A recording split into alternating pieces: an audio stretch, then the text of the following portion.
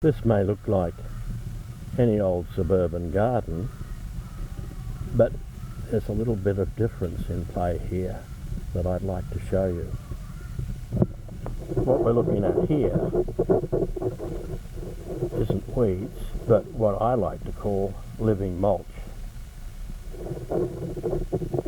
Aside from the vegetables you can see in this image, I'm growing scurvy weed. This time of year the grass doesn't grow much, it slows down, so I don't get much in the way of lawn clippings to throw on the garden as mulch. But the scurvy weed loves it. It's taking over. Well, taking over the role that used to be performed by the grass clippings. And because the scurvy weed is rooted ever so thinly and ever so shallow, it doesn't create so much of a problem on the garden. I'm really delighted with it.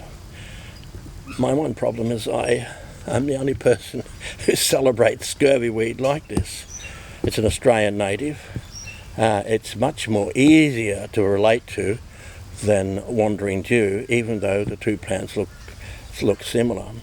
And whilst you can't see it at the present time, in season there's a lovely blue flower that comes along the scurvy weed, on which the bees love.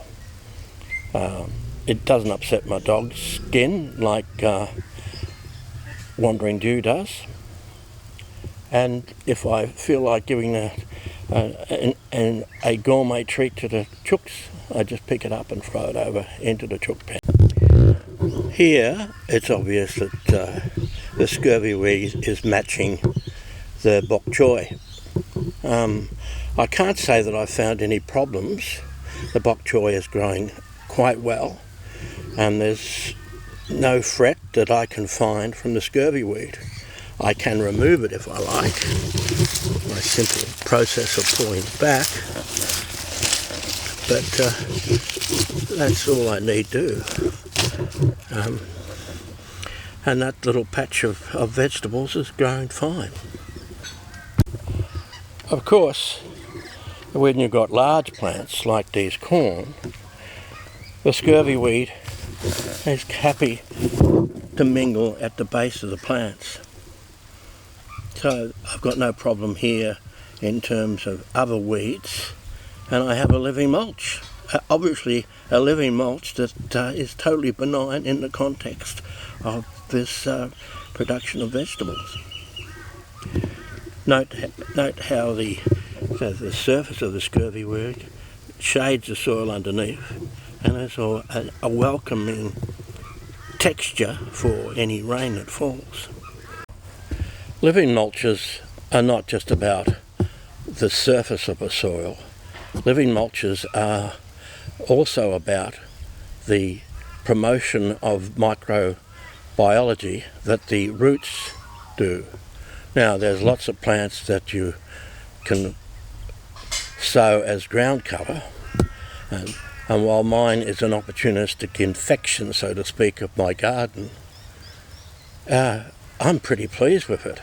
I mean, I neglected it for a while, and it took a significant steps to take over sections of my garden, and I thought, well, Jesus, that's a very good mulch.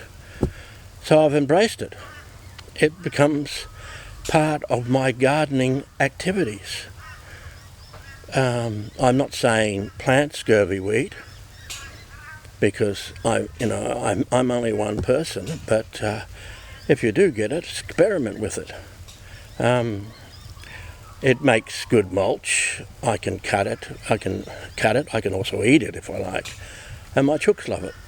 It's a great little plant, and it loves this space I have here. When it gets really thick, all I have to do is get the brush cutter out and suppress it with a lot of whipping and snipping. A whole lot of steam comes out of the activity, but it's wonderful. If you pull it, it's easy to pull apart.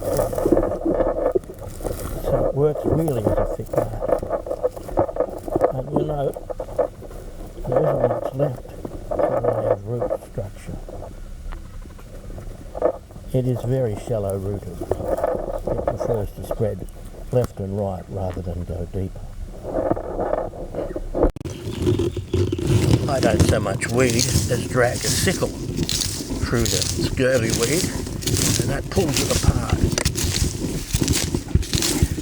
so that I clump it up in little piles which I can then respread over the area. So what we have here in front of you is my dry mulch, which is vetiver grass and scurvy weed integrated into a very thick and bulky mulch which suppresses other weeds that aren't as benign as scurvy weed. This is a patch that yesterday which I cleared so that I can expose the cilantro, New Mexican coriander, because the only problem with scurvy weed is that its mat can be so dense it can overshadow any seedlings that are trying to grow. So you need to create space around your seedlings every time you plant them.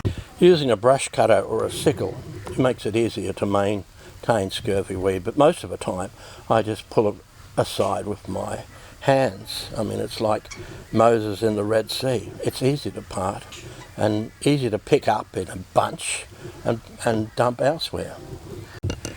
One problem with scurvy weed though is that it's so green it can be difficult to find your plants amongst all its carpeting greenness.